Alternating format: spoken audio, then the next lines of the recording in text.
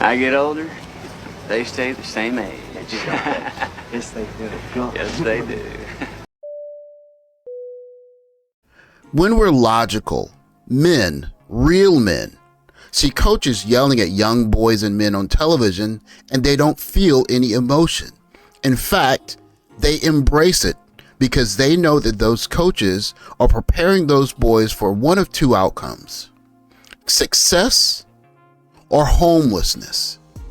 When men fail, men go homeless. And often people in society will see homeless men as failures and will walk past people holding signs asking for help without any sympathy at all. The first to go to war, the first on the front lines, the first to go homeless in times of difficulty in the economy. Men are expendable, and because of this, men have to move differently. Looking at the male experience from the logical point of view, we understand you perform or you get left behind. Logic from the equation allows us to see the equation clearly. You're unmarried. You are a leftover woman. A leftover woman. You are what is left. Men know that there's something likely wrong with you. Whether you want to hear it or not, I'm going to just go there with you. I'm telling you the truth that you don't want to hear. Men know that there's something likely wrong with you, but you cannot be an adjustable 6 or higher, 35, unmarried. Something wrong with you. The Amazing Lucas made a visit to one of BGS streaming podcasts, and in a room with Obsidian and a PhD in Green Gorilla and several very well accomplished black men, he was turned away for not being very cooperative in the conversation, and then went back to his platform and had this to say about the gentleman in the room. What they fail to understand, what the Bussy Avengers fail to understand, is that black women do not give a fuck about Negroes like you. That's what they fail to understand. There is not a black woman worth their weight in gold that gives a fuck about any of these dudes. That's the crazy part. That's what they fail to understand. Like actual good black women, they don't give a fuck about any of these goofy niggas. That's what they fail to understand, which is crazy to me, right?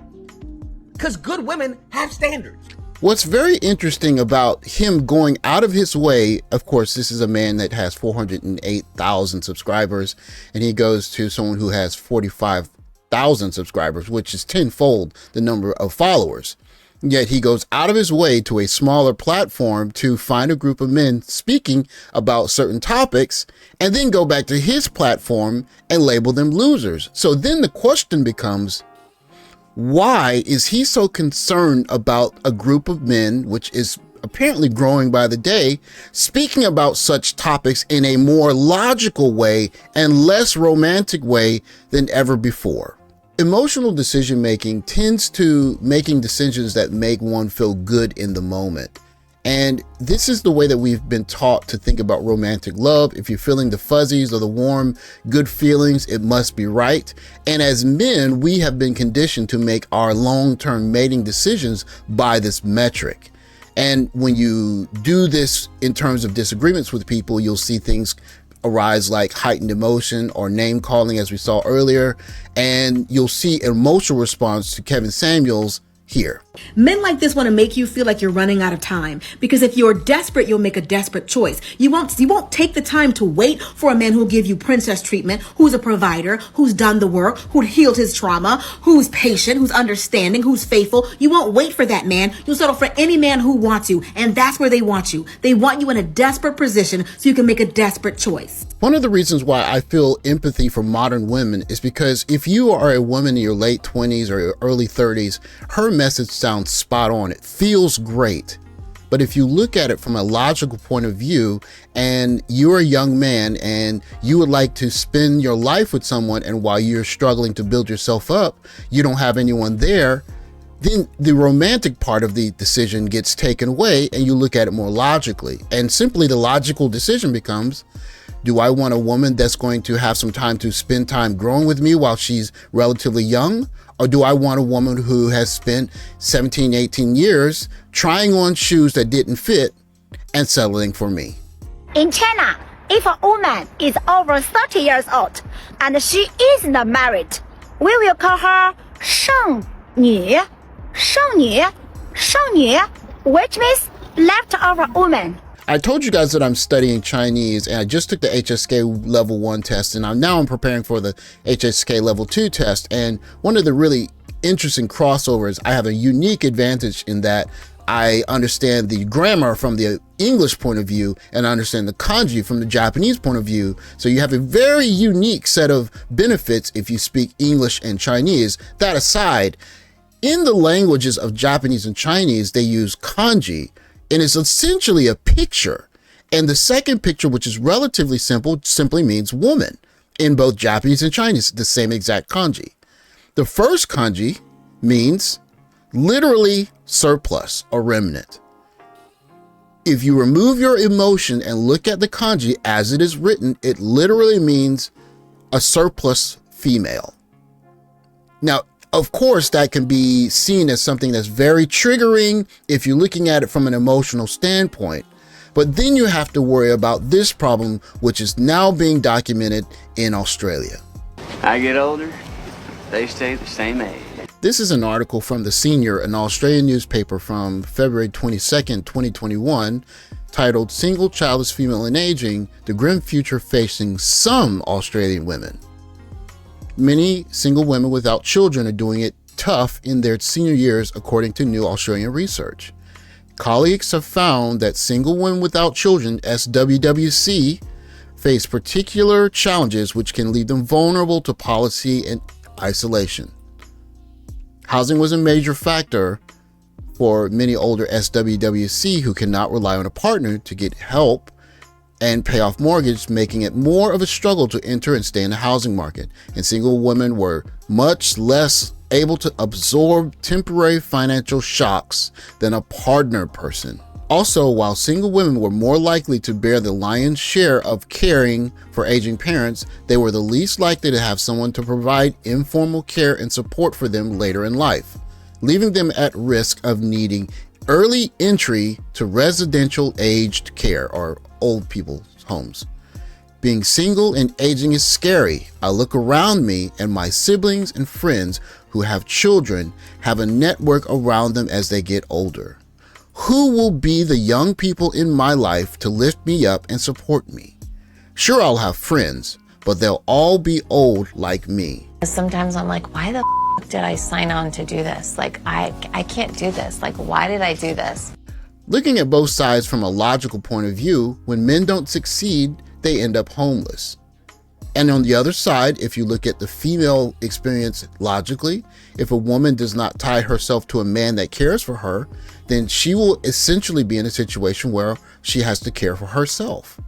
And for the women who hit it big and become multimillionaires or 100,000aires, it works just fine.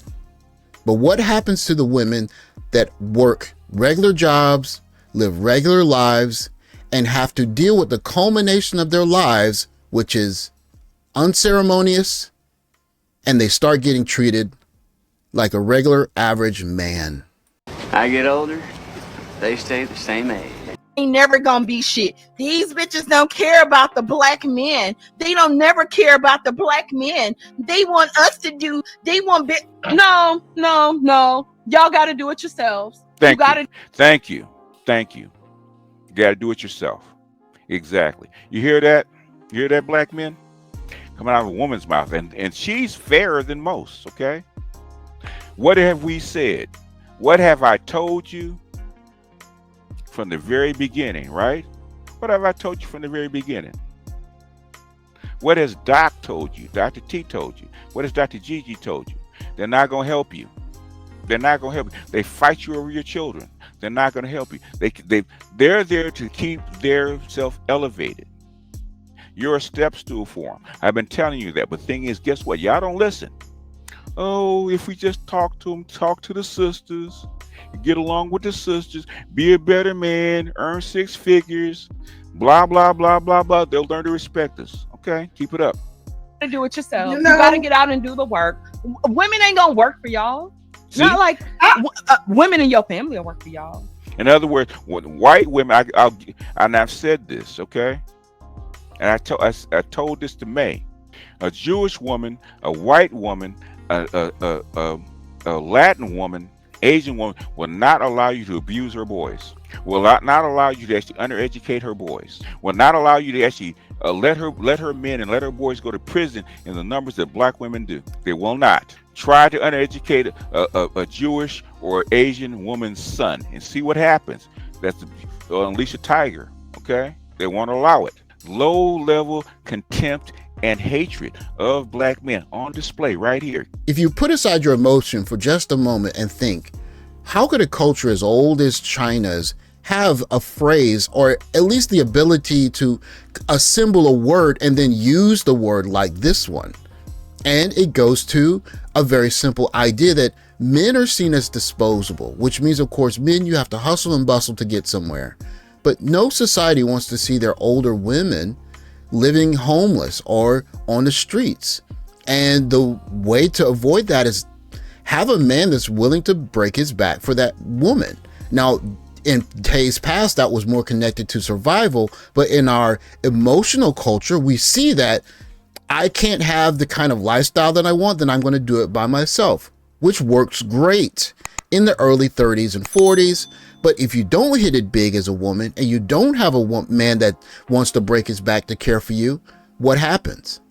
And now you tie that to a group of men who are now learning to see marriage and relationships in a more logical manner. And you can understand why people like The Amazing Lucas is poking his nose around there, because guys like passportbros, SYSBM are thinking, hey, instead of being romantic, let's get logical and find the best deal available. Men are surplus men the day we're born. We watch coaches yell at us so that we become men of value and we can contribute. Unfortunately, we're going to see some surplus women in our future, and it's probably not going to be the prettiest sight. Maybe that's why they care. Thanks for watching. Like, subscribe, comment below. I'll catch you guys in the next video. Take care, guys.